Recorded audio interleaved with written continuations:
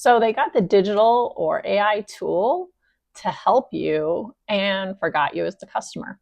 Have you ever felt like this? I felt like it a lot lately, that there's technology as an excuse to not engage with your customer anymore. Or technology was the solution, whether it's a digital or AI tool, and they forgot that you're making the customer do all the work. It's not the customer's job to do the work. In fact, I would say that the most important thing that you can do in a digital or AI transformation that people seem to be omitting for some reason is to map it to the customer journey. It's absolutely critical. So let's talk about it a little bit. I had a customer journey wheel prepared, but it's just too much detail. Well, let's just talk through it. So you get a new AI tool or you get a new digital tool, and they've promised you that it's going to do this, that, and the other thing. The sales pitch has been great. Well, what does that mean for your customer? It may be great to make that assumption that this tool is going to solve a lot of things, but did you remember to communicate with your customer about it? Do they understand how to use it? It's hardest when a customer is new. Like the first stage of the customer journey is awareness. If somebody is just becoming aware of your product and trying to make a decision about whether or not they're going to buy yours or even buy a product at all, having something that's frustrating to deal with, whether it's some kind of digital tool or it's the app or it's a new program, is going to get you nowhere. You're absolutely going to lose the customer early on.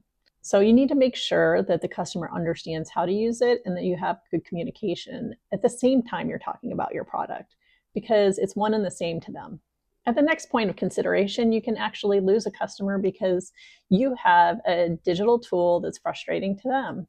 So somebody's going to go somewhere else. If something doesn't work for them, they'll go somewhere else. There's just too many rules lately. I feel like every time you're out shopping or you're dealing with someone, they're telling you how to do it. They're putting it on you. Even if you're going into like the supermarket or something, everything's on you to do. So you have to figure out how to purchase it. You have to figure out how to return it. You have to figure out how to use it. There's so many self-help tools that we've forgotten to help the customer and hold their hand along the way. If you've gotten to the point of purchase or a decision, say on a contract, then don't let people have buyer's remorse. Like purchasing it and then being forgotten is never what people want.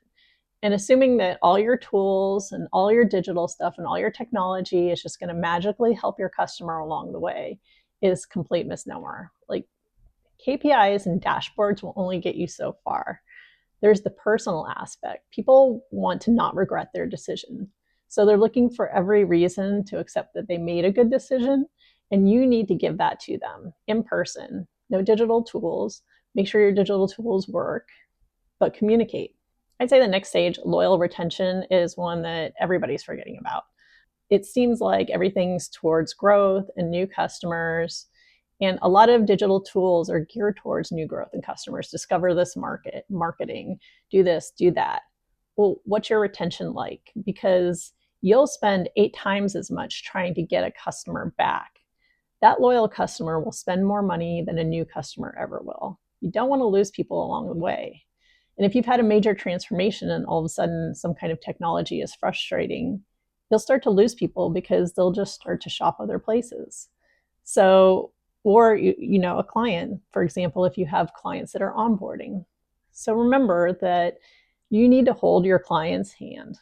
You need to hold their hand because you decided to implement a new technology. You decided to have a transformation. There's new AI, but it is not the customer's job to figure that out. The final stage in the customer journey is advocacy. What does that look like? That looks like people who are on social media, or if it's like a service, they're giving you good reviews for other clients. And they're talking about how much they love your product or your company, what it means to them. And this is a place where a lot of digital tools are starting to lose people because some of it goes into the whole affiliate programs. Affiliates are advocates. They're customers that buy. They're loyal customers. They're part of the customer journey. They're not part of the employee experience. Someone are like, they could be a contractor, but they really came along on the customer journey. So don't forget about them.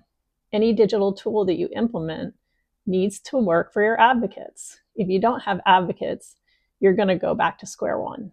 Just to go over it, the best thing that you can do in advance is to take whatever new tool it is and map it to your customer journey. It's really easy to forget, and the reason people forget it is because they want to think about growth, they want to think about sales, they want to think about marketing. Sometimes they forget about customer service. Sometimes you forget about processes. Sometimes you forget about communication. There's so many different areas to think about when you're thinking about your product and selling it and the revenue. You forget about the rest. Don't forget about the rest, because the rest is there to support your customers, to support your employees, and to support your business.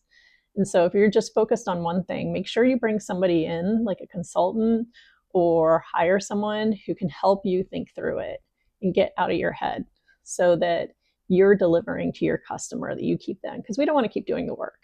So like and follow for more.